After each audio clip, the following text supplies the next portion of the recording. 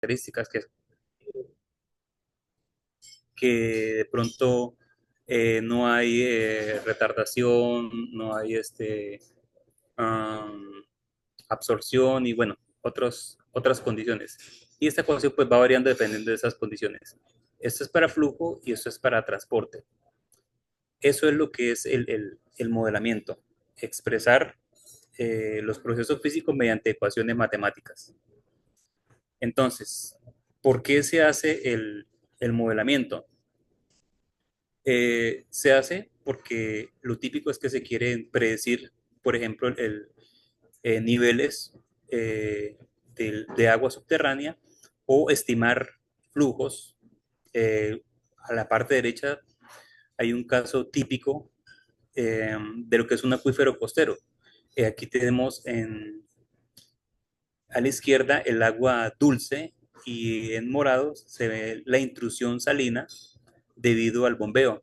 Entonces, respuestas típicas es, bueno, ¿cuál es el caudal de extracción para que los niveles no bajen cierto nivel o para que no haya una intrusión salina, como por ejemplo estos acuíferos costeros como digamos los que hay en Colombia? Por aquí les dejo una página muy interesante donde hay muchísima información acerca de lo que es el, ¿cómo llamarlo en español? El manejo pues, de recursos subterráneos, hablando de lo que es las decisiones. Es administrado por la Universidad de Flinders en Australia y ellos tienen mucha información, no solo para la cuestión del recurso del manejo de recursos hídricos, sino también en la cuestión de modelamiento. Tienen muchos manuales y tutoriales y todo es gratuito. ¿Cuáles son las aplicaciones del modelamiento? Son muchas. Básicamente es el manejo de los recursos hídricos, remediación de sitios de contaminación, estudios de impacto ambiental bajo diferentes condiciones climáticas. Aquí está una cuenca de aquí en Canadá que se llama el Río Grande en Ontario y pues hacen estudios de la cuenca bajo diferentes escenarios de cambio climático a futuro. ¿Qué tipos de modelos hay? Los modelos básicamente los podemos clasificar como modelos físicos y modelos matemáticos. Los modelos físicos son como lo que ven aquí a la izquierda. eh, la imagen, esta es una imagen tomada del documento que publicó el ingeniero Henry Darcy, que es por la cual la ley lleva su nombre, la ley de Darcy, que fue el pionero, este francés fue el pionero del estudio de la hidrogeología de manera muy práctica y él montó un experimento de donde dedujo la ley. Entonces los modelos físicos son esos donde podemos ver de manera real qué es lo que está pasando en el acuífero o en los acuíferos. Entonces aquí vemos el ejemplo que pasaría por ejemplo, con un contaminante, si hay aquí una inyección, por aquí hay una capa confinante, cómo se distribuía ese contaminante, si de pronto hay otros pozos de extracción más adelante, qué relación tendría con la fuente de agua superficial, etcétera. Entonces, los modelos físicos sirven como para explicar un poquito de lo que sucede en la realidad.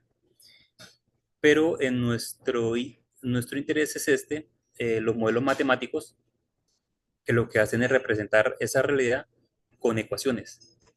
Entonces, estos modelos los podemos clasificar de diferentes maneras. Por ejemplo, aquí tenemos modelos de agua superficial, modelos solo de aguas subterráneas y aquí hay modelos acoplados, agua superficial y agua subterránea al mismo tiempo. Estos son pues, a mi parecer, obviamente serían los mejores porque tienen en cuenta el comportamiento de lo que sucede en la superficie. Y los modelos de agua superficial no solo de agua superficial, sino los subterráneos, también se podían clasificar como modelos, ah, estos serían modelos agregados y estos serían modelos distribuidos. La diferencia entre uno y el otro es que aquí toda un área tiene unas características y aquí mi área de interés, entonces yo la distribuyo en pequeñas celdas donde cada celda tiene unas características particulares. Obviamente estos modelos van a consumir mucha más memoria computacional, pero explicará mejor el comportamiento del agua. En el caso de los modelos de agua subterránea, podemos encontrar modelos en donde, por ejemplo, solo se modele la parte saturada y otros que también podrán simular juntamente la parte no saturada junto con la saturada. Eh, tal vez ustedes han escuchado el modelo FIFLOW, ya lo vemos un poquito más adelante, y han escuchado el nombre, el Modflow.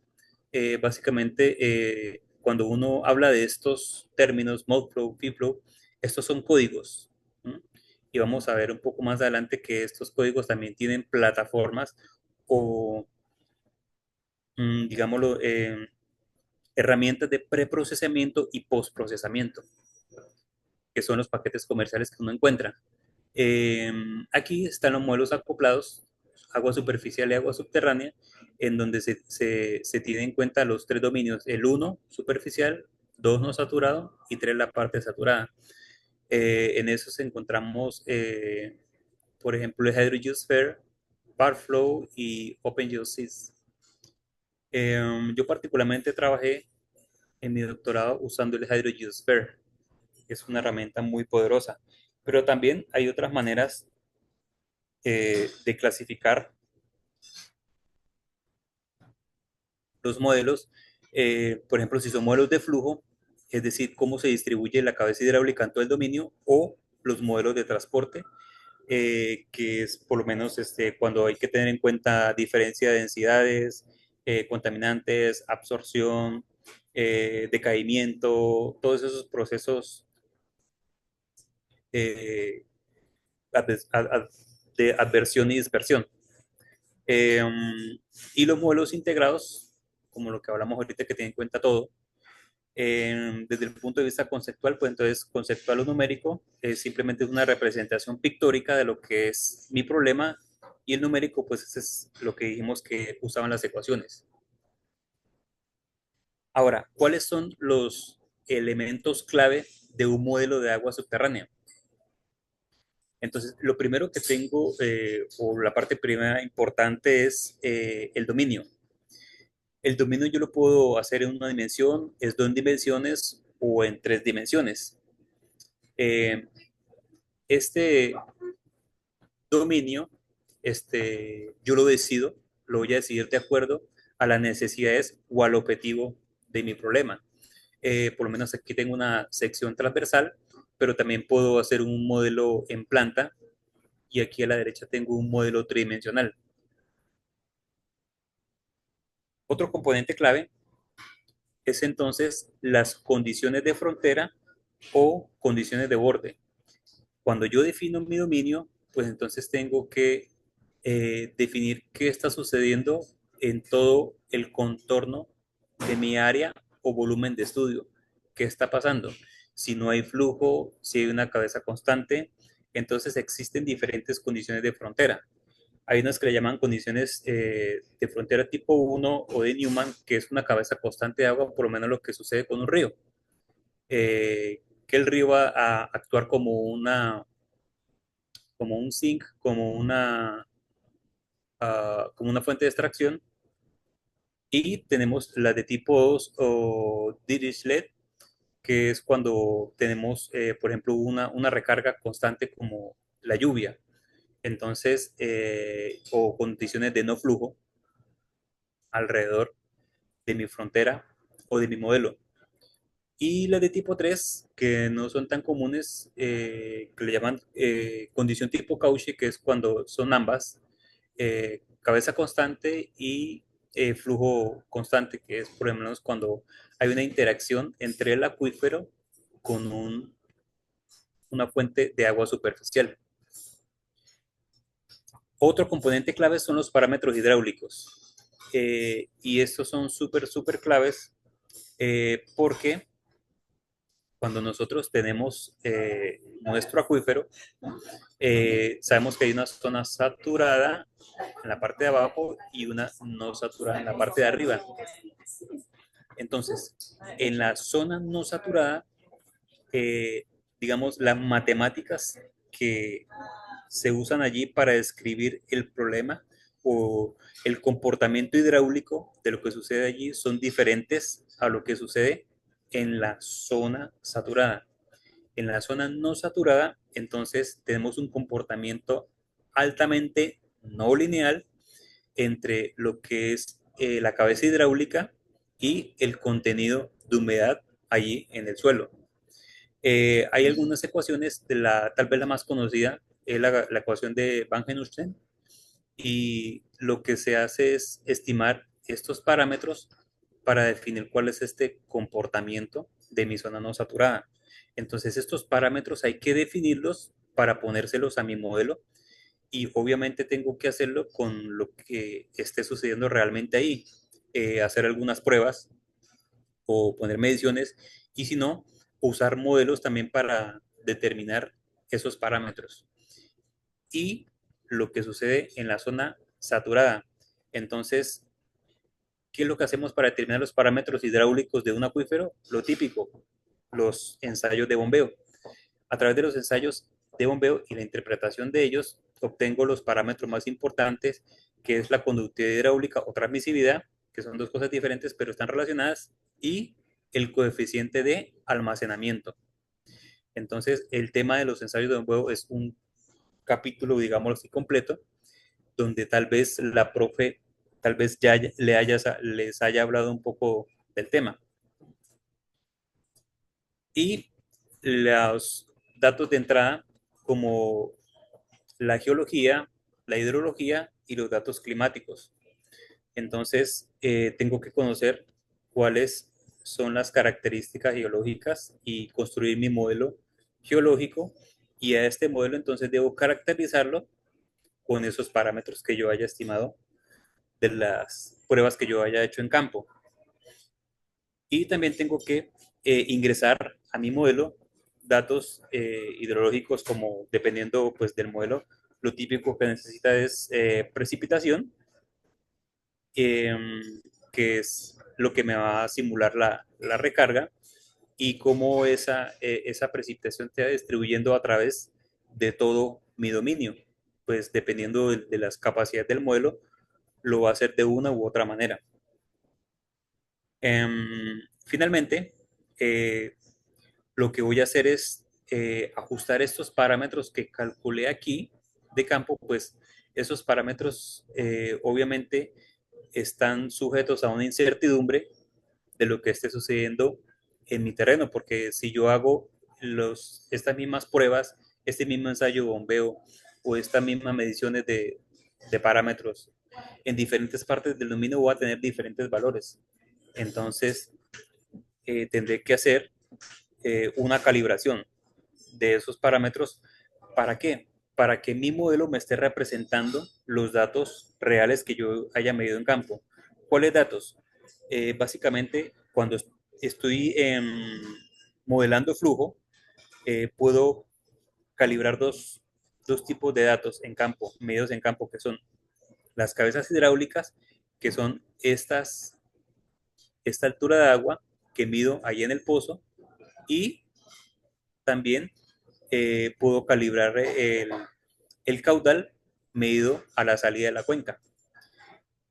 Aquí a la derecha tiene un ejemplo en rojo, es por ejemplo cuando ese es el caudal medido en campo y en azul tengo entonces lo que yo he modelado, por ejemplo. Este proceso de calibración puede hacerse de manera automática con herramientas computacionales como el PES, que son software que hacen el trabajo por mí. Esto es también una ciencia muy grande. Detrás de esta ciencia hay muchas matemáticas aplicadas y son herramientas muy útiles y no son pues tan complejas de utilizar. ¿Cuáles son los pasos típicos que se siguen en el modelamiento? Eh, esta imagen la tomé del libro de Anderson, de Mary Anderson, que es tal vez el libro más famoso del mundo en el modelamiento. Es muy bueno, se lo voy a recomendar a lo último. Los típicos pasos que se siguen son primero, identificar el problema. ¿Por qué quiero hacer el modelo? ¿Por qué lo quiero construir? ¿Cuáles son las respuestas que yo quiero responder con mi modelo?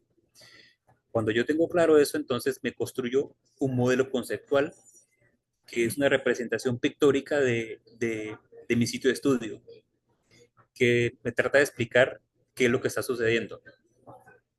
Luego entonces, sabiendo si voy a responder un problema de flujo de transporte, entonces selecciono un código que es simplemente es un programa eh, que esté obviamente avalado por la comunidad científica y eh, tomo mi modelo conceptual y lo vuelvo un modelo numérico de simulación. Entonces, ese modelo me va a dar unos resultados y entonces cuando yo compare esos resultados con mis mediciones de campo, entonces entro a hacer el proceso de calibración. El proceso de calibración básicamente lo que tengo que hacer es modificar mis parámetros de una manera realista, en un rango realista, para que lo que yo observe en campo eh, sea muy parecido o mi modelo más bien represente lo que yo observe en campo. Esto aquí a la izquierda, entonces tenemos niveles piezométricos y a la derecha, entonces tengo mediciones de caudal en, en mi cuenca de estudio. En eso consiste el proceso de calibración. Esto también es, como le había dicho anteriormente, esto es otro mundo y esto hay que saber hacerlo bien. Eh, Luego es posible que yo termine aquí y que pueda ya usar mi modelo para explicar o responder la pregunta. Pero pues hay modelos también que se usan un poco más allá para hacer predicciones. Por ejemplo, en este caso creo que este modelo lo usaron para hacer predicciones de niveles de caudal a la salida de la cuenca. Eh, entonces, al hacer estas predicciones, entonces asociado a las predicciones, pues va a haber una incertidumbre, porque yo no puedo predecir con certeza qué es lo que va a pasar. Lo que puedo decir es que un evento va a suceder con cierta probabilidad de ocurrencia. Por eso, entonces va a haber un rango de probabilidades donde mi evento puede ocurrir. Entonces ahí es donde entra el análisis de incertidumbre del, del cálculo de la variable que yo esté analizando. Y finalmente, pues como todo hay que reportar de una manera clara y ordenada todo el trabajo que se hizo. Estos son los pasos típicos que se siguen para hacer un modelo de agua subterránea. Paquetes de simulación. Tal vez el más popular, el más famoso, es el FIFLOW. Es creo que es un modelo danés. La casa creadora es el DHI. Y eso es un modelo comercial, o sea, hay que pagar por él. Sin embargo, hay una licencia gratuita donde creo que las limitaciones simplemente son el tamaño del dominio pues, de mi modelo.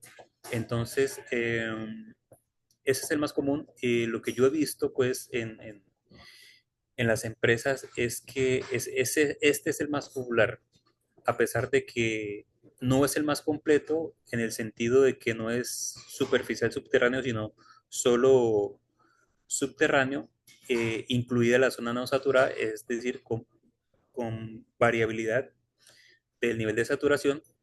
Sin embargo, este es el más conocido en la industria. Cuando alguien quiere conseguir trabajo como modelador, el primer nombre que seguro va a encontrar es este, pero no es el único. El otro, que es muy común, es el Modflow. El Modflow es un código desarrollado por el Servicio Geológico de los Estados Unidos y es un código gratuito. Eh, el código es gratuito, lo que no es gratuito son los paquetes de preprocesamiento y postprocesamiento. Entonces ahí empiezan a aparecer las empresas y decir, se le tiene. Yo le tengo el paquete para que usted no se complique la vida con todo, eh, con la parte numérica de esto.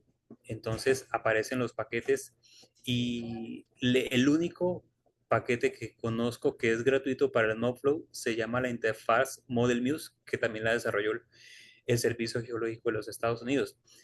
Aquí en estos paquetes de preprocesamiento y postprocesamiento, entonces uno encuentra nombres como el Groundwater Vistas, como el Visual Mode Flow, eh,